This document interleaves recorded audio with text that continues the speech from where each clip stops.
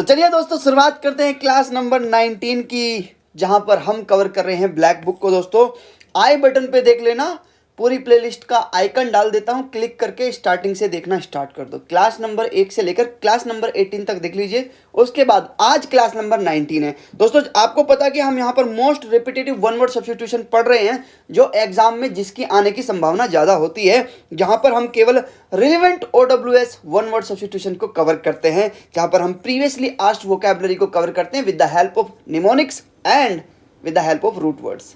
चलिए शुरुआत करते हैं आज की क्लास को और एक बहुत ही प्रैक्टिकल अप्रोच के साथ स्टार्ट करते हैं। आपको एक प्रैक्टिकल एग्जांपल देता हूं कि लाइफ में आपको कैसा बनना चाहिए। देखिएगा, आपको अगर सड़क पे दो सिक्के पड़े हुए दिखाई दे, एक सिक्का 1 रुपये का हो और एक गोल्ड का हो, तो ज़्यादातर लोग कौन सा उठाना पसंद करेंगे? ऑब्वियसली गोल्ड का उठाना पसंद करेंगे। इसका मतलब क्या है यहाँ पर? इसका मतलब ये है, if you want respect in society, अगर आप समाज में रेस्पेक्ट चाहते हो, then create your utility and value. अपनी यूटिलिटी बनाइए और अपनी वैल्यू बनाइए, तभी लोग आपको उठाएंगे, तभी लोग आपको चाहेंगे। ठीक है, तो कोई भी आज आप देखो 1 रुपये की कितनी इज्जत है, नहीं है ना, क्योंकि वैल्यू कम है। लेकिन वहीं पर अगर कोई गोल्ड का कोई कॉइन हो तो सब लोग उसको पाना चाहेंगे। तो क्योंकि वैल्यू ज़्यादा है ना, तो क्रिएट योर वैल्यू। सोसाइटी में आपकी वैल्यू होगी तभी आप कारगर होगे, और वैल्यू होना सही भी है, क्योंकि सब बेहतर की तलाश में है। अगर आप बाजार में जाओ तो आप बेहतर की तलाश में होते हैं कि कम से कम पैसे में अच्छी से अच्छी चीज़ लेके आ जाऊं, सब बेहतर की तलाश में है, तो आपको भी बेहतर बनना पड़ेगा। तो चलिए आज इसी सीख के साथ में इस क्लास को स्टार्ट करते हैं। Let's begin. पहला वर्ड आपकी स्क्रीन पे दोस्तों, एनोनिमस। एनोनिमस कौन होता है दोस्तों?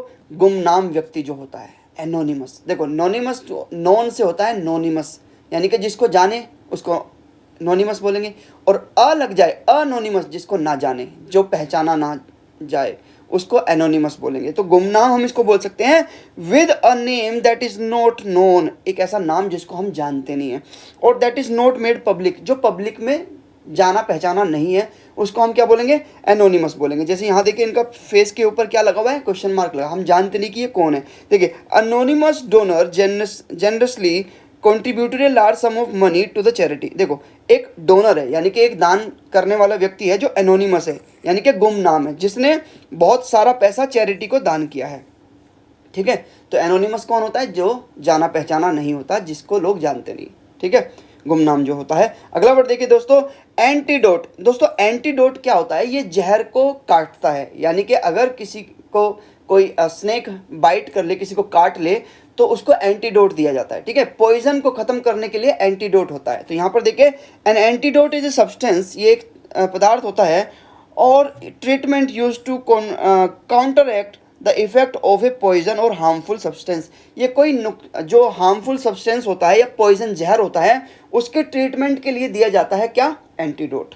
तो विषहर औषधि हम इसको बोलते हैं। यहाँ पर देखिए, द डॉक्टर एडमिनिस्टर्ड। देखो एडमिनिस्टर के दो मतलब होते हैं, एक का मतलब होता है प्रशासन को संभालना, एडमिनिस्टर, और एक डॉक्टर लाइन में इसको बोलते हैं, मेडिकल साइंस में इसको बोलते हैं, किसी को दवाई देने को भी एडमिनिस्टर बोलते हैं, या इंजेक्शन लगाने को भी एडमिनिस्टर बोलते हैं। तो देखिए, the doctor administers the antidote to the patient to counteract the effect of the venomous snake bite. जो वेनिमस का मतलब होता है जहरीला, स्नेक बाइट यानी कि सांप ने जो काटा है उसके जहर को खत्म करने के लिए क्या दिया गया? काउंटर एक्ट करने के लिए, यानी कि काउंटर एक्ट का मतलब है उसका विरोध करने के लिए क्या दिया गया? उसको एंटीडोट दिया गया।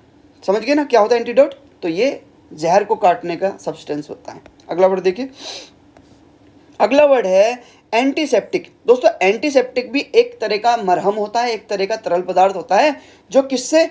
इन्फेक्शन होने से या बैक्टीरिया होने से बचाता है। यहाँ पर देखिए, a substance that help to prevent infection in wound by killing bacteria. देखो ये बैक्टीरिया को खत्म करता है, और जख्म पे यानी वाउंड पे ये लगाया जाता है, किसको किल करने के लिए? बैक्टीरिया को खत्म करने के लिए लगाया जाता है। ठीक है, यहाँ पर देखिए, the nurse applied antiseptic to the cut before bandaging it, यानी बैंडेजिंग का मतलब पट्टी करने से पहले नर्स ने क्या किया? उसके मरहम लगाया, उसके जो घाव था उस पर एंटीसेप्टिक क्रीम लगाई, ताकि वहाँ पर बैक्टीरिया खत्म हो जाए, reducing the risk of infection, जो कि इन्फेक्शन को ख़त्म करता है। तो पता लग गया ना एंटीसेप्टिक क्या होता है? ये भी एक तरल पदार्थ होता है जो बैक्टीरिया से बचाता है। चलिए अगला वर्ड देखते हैं। अगला वर्ड है दोस्तों अपैथेटिक, अपैथेटिक क्या होता है दोस्तों? अपैथेटिक वो व्यक्ति होता है जो बहुत ही ज़्यादा उदासीन होता है, बहुत ही ज़्यादा अनिच्छुक होता है, कुछ करने में उसका मन नहीं लगता, इंथुजियास्टिक नहीं होता है, यानी कि उसके अंदर एनर्जी नहीं होती। यहाँ पे देखिए, a lack of interest, enthusiasm and concern, जिसके अंदर इंटरेस्ट की कमी हो, है ना, इंथुजियास्टिक ना हो वो, यानी कि बहुत एनर्जेटिक ना हो, और कंसर्न, जिसके अंदर कोई चिंता ना हो, फिक्र ना हो अबाउट समथिंग, किसी चीज़ के बारे में। अ लैक ऑफ इमोशन और मेंटल एंगेजमेंट, यानी कि ना तो उसके अंदर इमोशन है और ना ही वो किसी चीज़ से इंगेज कर पा रहा, मेंटल एंगेजमेंट, यानी कि बहुत ही ज़्यादा सुस्त और बहुत ही ज़्यादा उदासीन व्यक्ति को हम अपैथेटिक बोलेंगे। क्या बोलेंगे? अपैथेटिक। जैसे इस पिक्चर में देखिए, ये जिम में आई है और ऐसे लेटी हुई है, तो ये अपैथेटिक है, ठीक है, ये कुछ भी करना नहीं चाहती, बहुत ही ज़्यादा उदासीन है, लो एनर्जी है, ठीक है, तो ऐसे व्यक्ति को हम अपैथेटिक बोलते हैं। देखिए, the student shown an apathetic attitude, student कैसा एटीट्यूड दिखा रहा है? अपैथेटिक, अनिच्छुक दिखा रहा है। टुवर्ड देयर स्टडीज, अपनी पढ़ाई के प्रति वो बहुत ही ज़्यादा क्या है? उदासीन है, बहुत ही ज़्यादा लो एनर्जेटिक है। रेयरली कंप्लीटिंग असाइनमेंट और पार्टिसिपेट इन क्लास डिस्कशन, वो बहुत मुश्किल, रेयरली का मतलब होता है बहुत कम, वो पार्टिसिपेट करता है क्लास के अंदर और असाइनमेंट को पूरा कर पाता है। तो ऐसा व्यक्ति जो लो एनर्जेटिक है वो कैसे कर पाएगा? तो उसको हम क्या बोलते हैं? अपैथेटिक। अगला वर्ड देखिए, अगला वर्ड है दोस्तों अप्रेंटिस। अप्रेंटिस एक ऐसा व्यक्ति होता है जो बहुत कम सैलरी में कहीं पर काम सीखने के लिए जाता है, यानी कि वो नौसिखिया होता है ना, नोविस होता है, और वो वहाँ पर काम सीखने के लिए वो कम सैलरी में भी राजी हो जाता है कि ठीक है आप मुझे काम सिखा दो, मैं कम सैलरी में भी काम कर लूँगा। तो ऐसे व्यक्ति को अप्रेंटिस बोलते हैं, ठीक है। A person who work for low pay, बहुत कम पे भी वो काम करता है, in order to learn the skill needed in the particular job, किसी पर्टिकुलर जॉब में उनको स्किल लेने के लिए वो क्या करते हैं? बहुत कम पैसे पे काम करते हैं। तो ऐसे व्यक्ति को क्या बोलेंगे हम? ऐसे व्यक्ति को अप्रेंटिस बोलेंगे। देखिएगा, जैसे ये लेडीज़ है, ये क्या बनाना सीख रही है? ये घड़ा बनाना सीख रही है, ठीक है, तो ये अप्रेंटिस है, इनको नहीं आता और ये सिखा रहे हैं, तो ये बहुत कम सैलरी में इनके साथ लग चुके हैं। जैसे कि यहाँ पर देखिए, ये एक बढ़ई है, यानी कि कारपेंटर है, तो ये भी काम सीखने आए हैं यहाँ पे, तो इनको भी हम क्या बोलेंगे? अप्रेंटिस बोलेंगे, यानी कि काम सीखने के लिए आए हुए हैं। John started working as a apprentice at the carpentry workshop. Carpentry मतलब बढ़ई की जो दुकान होती है, जहाँ पर लकड़ी के सामान बनते हैं, उनको कारपेंटर की शॉप बोलते हैं। तो कारपेंटर वर्कशॉप पे वो काम करने के लिए जाता है, उसको इसलिए अप्रेंटिस बोलते हैं।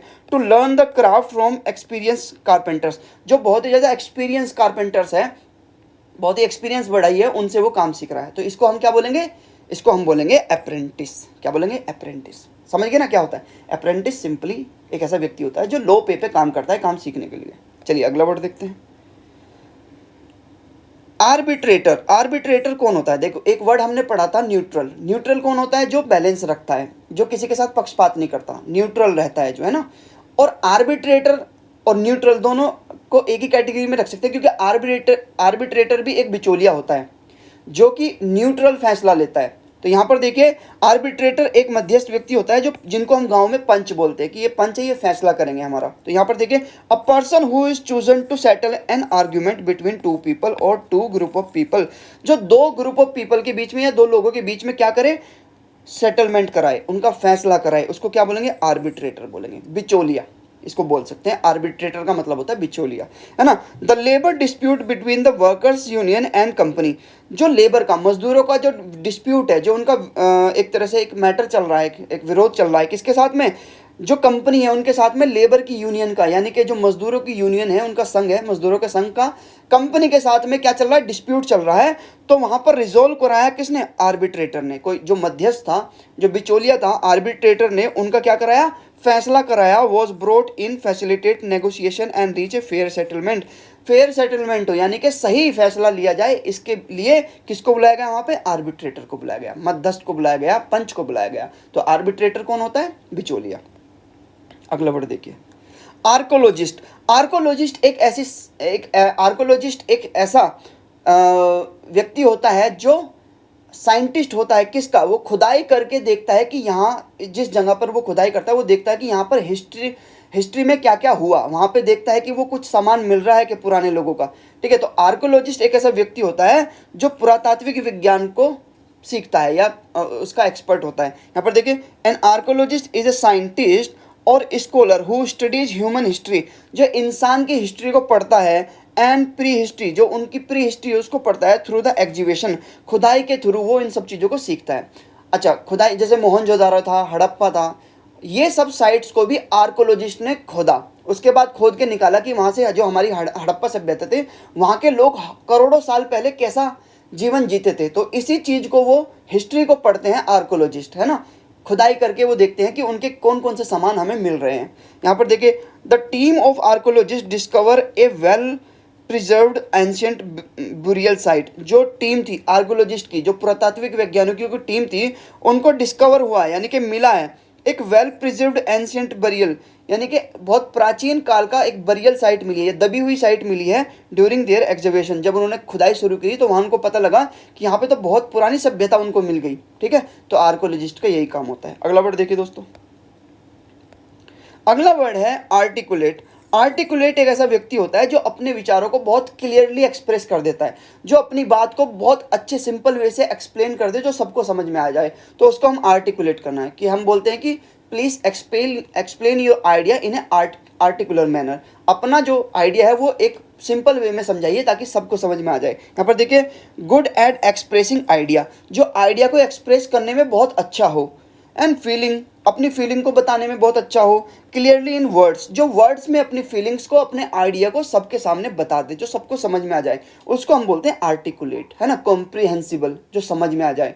कॉम्प्रिहेंसिबल का मतलब क्या होता है, जो समझ में आ जाए, कॉम्प्रीहेंड हो जाए, हमारे दिमाग में आ जाए। ठीक है, तो यहाँ पर देखिए ये एक कोई लीडर है या कोई मैनेजर है, ये आर्टिकुलेट कर रहा है, कोई आइडिया बता रहा है, अपनी फीलिंग बता रहा है कि हमें अपनी कंपनी को कैसे ग्रो करना है, और लोग इनकी बातों को समझ रहे हैं। अपने विचारों को स्पष्ट रूप से व्यक्त करने वाले व्यक्ति को आर्टिकुलेट पर्सन बोलते हैं। ठीक है, the professor deliver in articulate lecture. उन्होंने एक आर्टिकुलेट लेक्चर दिया है, एक बहुत ही क्लीन मैसेज वाला, आइडिया वाला एक लेक्चर दिया है जो सबको समझ में आ रहा है। Explaining complex concept in a way that was easy. एक ऐसा कॉम्प्लेक्स कॉन्सेप्ट, यानी कि बहुत ही डिफिकल्ट, बहुत ही उन्होंने उलझा हुआ एक कॉन्सेप्ट दूसरों को समझाया है, और स्टूडेंट को वो समझ में आ रहा है, अंडरस्टैंड हो रहा है। ठीक है, अगला वर्ड देखिए, आर्टिकुलेट का मतलब क्या है, बहुत ईजिली किसी चीज़ को बताना। ठीक है, अगला वर्ड देखिए, एवराइस। एवराइस क्या होता है दोस्तों, एक ऐसा व्यक्ति जो धन लोलुप हो, यानी कि जो जिसको ये भूख हो कि मेरे पास बहुत ज़्यादा धन हो, बहुत ज़्यादा पैसा हो, लग्जरी लाइफ हो, मेरे पास गाड़ी हो, मकान हो, बंगला हो, सब चीज़ हो, उसको हम बोलते हैं एवराइस। एक्सट्रीम डिजायर फॉर मनी, यानी कि बहुत एक्सट्रीम लेवल पे, बहुत हाई लेवल पे उसको बहुत पैसा चाहिए होता है, तो ऐसे व्यक्ति को हम क्या बोलेंगे, एवराइस बोलेंगे। ठीक है, एवराइस कैसे व्यक्ति को, जिसके पास बहुत ही ज़्यादा जो पैसा चाहे। ठीक है, देखो, his avarice was evident in his constant pursuit of luxury position. उसका जो एवराइस है, जो उसका धन के प्रति जो प्यार है, वो एविडेंट है, साफ दिख रहा है। कांस्टेंट परस्यूइंग, यानी कि लगातार वो भाग रहा है। परस्यूट का मतलब क्या है, भागना किसी चीज़ के पीछे। लग्जरी पोजीशन, लग्जरी का मतलब बहुत हाई फाई क्लास के उसको सामान चाहिए, गाड़ी। पोजीशन का मतलब अधिकार, किसी चीज़ पे अधिकार चाहिए उसको, है ना, घर पे अधिकार चाहिए, गाड़ी पे अधिकार चाहिए, पोजीशन चाहिए। तो लग्जरी चीज़ों पे वो अपना अधिकार चाहता है, वो इसलिए क्या बोलते हैं, उसको एवराइस बोलते हैं। ठीक है, एवराइस ऐसा व्यक्ति होता है जो बहुत ज़्यादा पैसा चाहता है, एवराइस। राइस से याद रखिए, अगर कोई व्यक्ति राइस बहुत ज़्यादा चाहता है तो उसको एवराइस बोलते हैं, ना, कि वो उसको बहुत ज़्यादा पैसा चाहिए, राइस पैसा। ठीक है, अगला वर्ड देखिए, अगला वर्ड है बैरोमीटर। दोस्तों, बैरोमीटर एक ऐसा यंत्र होता है, एक ऐसा मीटर होता है जिससे हम मौसम के एयर प्रेशर को नापते हैं। जैसे कि यहाँ देखिए, एन इंस्ट्रूमेंट, ये एक तरह का इंस्ट्रूमेंट, औजार होता है, दैट मेजर एयर प्रेशर, जो हवा के प्रेशर को नापता है, and indicate change in weather, और ये दिखाता है कि मौसम में क्या बदलाव हो रहा है। तो इसको हम क्या बोलते हैं, बैरोमीटर। और मीटर का मतलब आपको पता ही है, नापना, और बैरो का मतलब होता है हवा से, तो हवा को नापने वाला मीटर बैरोमीटर होता है। यहाँ पर देखिए, the barometer reading reveal a sudden drop in pressure. तो बैरोमीटर ने ये दिखाया कि एकदम एयर प्रेशर बहुत घट गया है, विच अलर्टेड मेट्रोलॉजिस्ट, जो मेट्रोलॉजिस्ट यानी कि मौसम विभाग को ये अलर्ट करता है, possibility of severe thunder storm, की बहुत बड़ा तूफान आ सकता है। जब भी कोई टेम्परेचर बहुत तेज़ी से नीचे जाता है तो समझ जाना कि थंडर स्टॉर्म होने वाला है, बहुत तूफान आने वाला है, तो इसकी ये पहचान होती है। तो बैरोमीटर एक ऐसा इंस्ट्रूमेंट होता है जिससे हम मौसम की जानकारी लेते हैं कि एयर प्रेशर घट रहा है कि बढ़ रहा है। ठीक है, अगला वर्ड देखिए, अगला वर्ड है बेनिफिशरी। दोस्तों, बेनिफिशरी का मतलब होता है जब कोई माता पिता की डेथ के बाद वो अपनी प्रॉपर्टी अपने बच्चों को देके चले जाए, तो बेनिफिशरी नहीं देके चले जाए, लेकिन जिसको देके जाए वो व्यक्ति बेनिफिशरी होता है, यानी कि जिसको बेनिफिट मिले। ठीक है, तो जैसे फॉर एग्जांपल कि ए के माता पिता कोई प्रॉपर्टी थी उनकी, और उनकी डेथ हो गई है माता पिता की। अब जो प्रॉपर्टी है उसके बेनिफिशरी कौन है, ए। क्योंकि ए उससे बेनिफिट लेगा उस प्रॉपर्टी से। तो बेनिफिशियरी एक ऐसा व्यक्ति होता है जो प्रॉपर्टी का अधिकारी होता है। यहाँ पर देखिए, a person who gain as a result of something specially money और प्रॉपर्टी व्हेन समबडी डाइज। जब कोई मर जाता है उसके फैमिली में तो उसको वो गेन होता है, उसको मिलता है, वो बेनिफिशियरी होता है।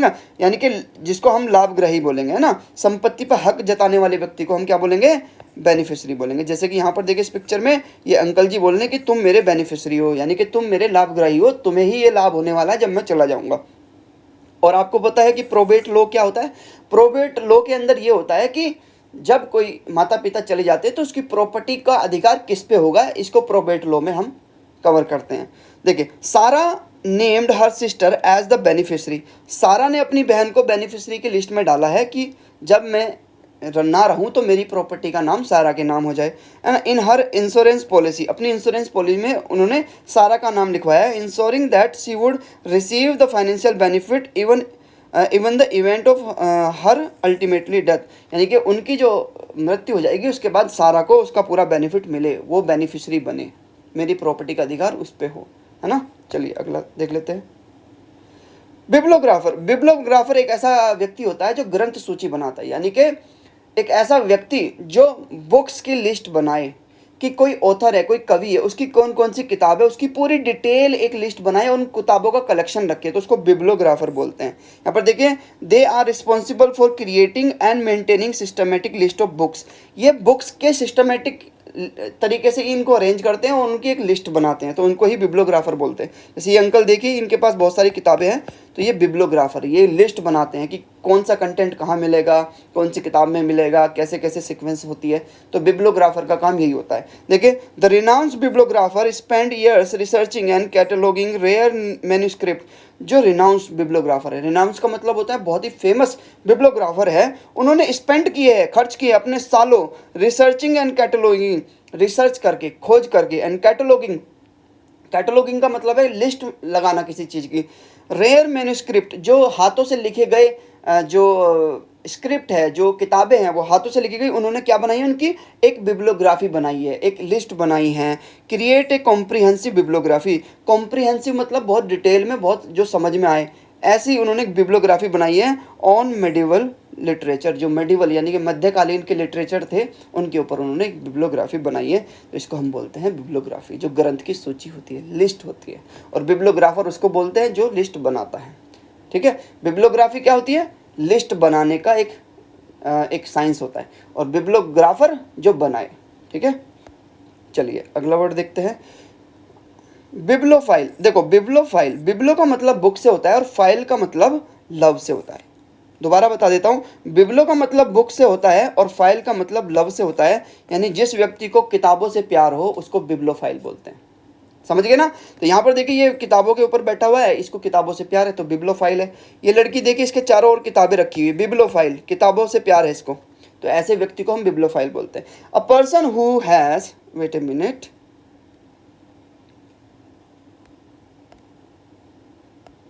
ओके, हाँ, तो यहाँ पर देखिए, a person who has a great love for books, reading and collection books. एक ऐसा व्यक्ति जिसको पढ़ना बहुत पसंद हो किताबों को, और उसका कलेक्शन करना, उन किताबों को इकट्ठा करने का भी बहुत शौक है। उसके पास एक लाइब्रेरी होती है और वो सारी किताबें वहाँ पे स्टोर करता रहता है, तो ऐसे व्यक्ति को हम बिब्लोफाइल बोलते हैं। बिब्लो का मतलब किताब और फाइल का मतलब प्यार, यानी कि जो किताबों से प्यार करे, है ना।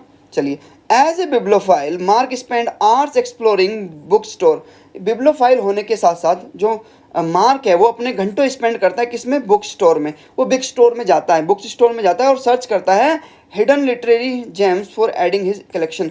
वो ऐसे लिटरेचर को फाइंड करता है जो उसके कलेक्शन में ऐड हो जाए, ठीक है। तो बिब्लोफाइल का मतलब जो किताबों से प्यार करे और उसका कलेक्शन रखे। अगला वर्ड देखो, देखो बुके, इसको बुके पढ़ेंगे दोस्तों। बुके का मतलब होता है एक फूलों का एक गुलदस्ता जो होता है, उसको बुके बोलते हैं। गुलदस्ते को क्या बोलते हैं दोस्तों? बुके बोलते हैं।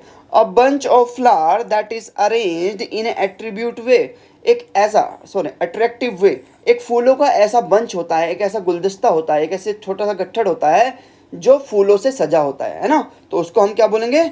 बुके बोलेंगे। जैसे इस पिक्चर में दिख रहा है, ये एक बुके है, ये भी एक बुके है ना। आकर्षित रूप से व्यवस्थित फूलों का जो गुच्छा होता है उसको हम बुके बोलते हैं। यहाँ पर देखिए, सी रिसीव्ड ए स्टनिंग बुके, उसको मिला है एक बहुत ही स्टनिंग मतलब आकर्षक बुके उसको मिला है of roses and lilies on her birthday. उनके बर्थडे पे फूल, गुलाब के फूल है और रोजेस लिली के फूल है ना, तो उसको वो मिला है। इसको क्या बोलेंगे हम? गुलदस्ता बोलेंगे। तो बुके का मतलब गुलदस्ता। अगला वर्ड देखिए, बोवाइन। बोवाइन का मतलब होता है गाय से रिलेटेड होता है, काउ से रिलेटेड होता है, कनेक्टेड विद काउ, जो काउ से रिलेटेड हो। जैसे बोवाइन स्पीसीज हम बोले तो गाय की प्रजाति, बोवाइन स्पीसीज यानी गाय की प्रजाति को हम बोवाइन स्पीसीज बोलेंगे। तो गायों से संबंधित हो या गायों की हो कोई, ठीक है। तो यहाँ पर देखिए, the farmer observe the bovine heard. जो फार्मर है, किसान है, वो ऑब्जर्व कर रहा है, वो देख रहा है ध्यान से, किसको? बोवाइन हर्ड को। हर्ड का मतलब होता है झुंड, जानवरों के झुंड को हर्ड बोलते हैं। तो बोवाइन हर्ड यानी कि जो गायों का झुंड है उनको वो बहुत ध्यान से देख रहा है।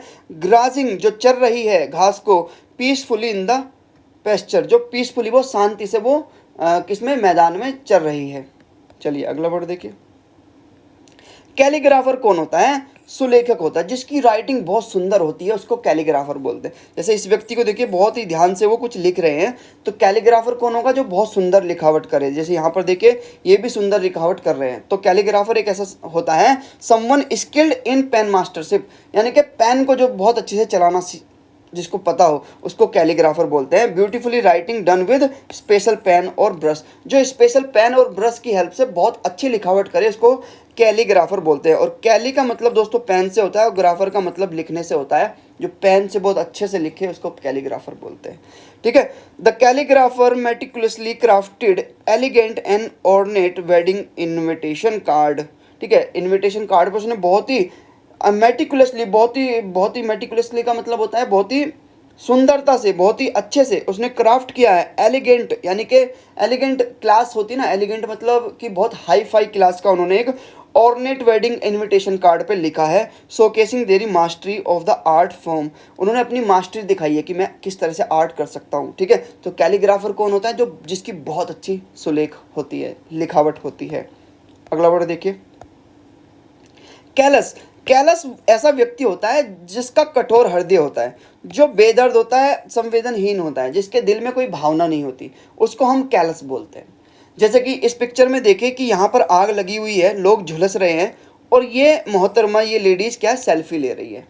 तो इनको हम क्या बोलेंगे? इनको हम कठोर हृदय वाली बोलेंगे कि यार ये किस तरह के लोग हैं कि बहुत कठोर हृदय है, इनके अंदर कोई फीलिंग नहीं है, कोई संवेदना नहीं है। तो ऐसे व्यक्ति को हम क्या बोलेंगे दोस्तों? कैलस बोलेंगे। यहाँ पर देखिए, not caring about the feeling और सफरिंग ऑफ अदर पीपल, जिनको दूसरे की फीलिंग की और दूसरे की सफरिंग की, दर्द की कोई परवाह ना हो, उनको हम कैलस लोग बोलते हैं कि ये बहुत ही कैलस व्यक्ति है यार, ही इज़ वेरी कैलस और सी इज़ वेरी कैलस। इनको पता नहीं है कि कैसी फीलिंग्स होती है, ठीक है। Despite witnessing the plague of the homeless every day, the callous landlord showed no compassion and refused to provide any assistance। देखो, जो लैंडलॉर्ड है, मकान मालिक है, वो देख रहा है कि एक बेघर होमलेस व्यक्ति वहाँ पर है, लेकिन फिर भी उसको क्या रेफ्यूजी नहीं, उसको वो आसरा नहीं दे रहा है, उसको अपने पास रख नहीं रहा है, क्योंकि वो बहुत ही क्या है? बहुत ही कैलस व्यक्ति है, बहुत ही कठोर हृदय वाला व्यक्ति है, ठीक है। अगला वर्ड देखिए, अगला वर्ड है सेलर। दोस्तों सेलर एक ऐसी जगह होती है जो घर के मकान के नीचे होती है, यानी कि जिसको हम तहखाना बोलते हैं ना, तहखाना बोलते हैं ना, जो मकान के बिल्कुल नीचे होता है, बेसमेंट में होता है, उसको हम कैलस सेलर बोलते हैं, सॉरी। सेलर एक ऐसी जगह होती है जो तहखाना होता है घर के नीचे। The underground room that is used for storing things, जिसको हम कुछ चीज़ें रखने के लिए बनाते हैं। शहरों में अक्सर ऐसा बनता है और अगर आप देखो तो गांव में ये बहुत कम देखने के लिए मिलता है। तो ऐसी जगह जो घर के मकान के नीचे होती है उसको हम क्या बोलते हैं? सेलर बोलते हैं। क्या बोलते हैं? सेलर, ठीक है। देखिए, the old farm house had a dark and misty cellar. जो ओल्ड फार्म हाउस है उसमें एक डार्क यानी कि अंधेरे से गुप्त एक सेलर है, एक मिस्टी। मिस्टी का मतलब होता है जो फफूंद जाता है, जिसमें सिलाबी आ जाती है। तो मिस्टी सेलर है, एक बहुत ही जो तहखाना है वो फफूंद गया है, उसमें सिलाबी आ गई है। Filled with dusty boxes, dusty मतलब धूल से भरे हुए बॉक्सेस वहाँ पे रखे हुए हैं। एंड फॉरगेटन बिलोंगिंग, फॉरगेटन जो भूल गए हैं, बिलोंगिंग मतलब अपना सामान। देखो, बिलोंगिंग का मतलब होता है जो हमारा सामान होता है, जैसे हमारा बैग, हमारा जूते चप्पल, है ना, और हमारा जितना भी सामान होता है उसको हम बिलोंगिंग बोलते हैं। तो जो लोग पहले वहाँ पे रहते थे वो अपनी बिलोंगिंग वहाँ पे फॉरगेट कर चुके हैं, यानी कि भूल चुके हैं फ्रॉम जनरेशन पास्ट, पुराने समय वाले जो लोग थे, ठीक है।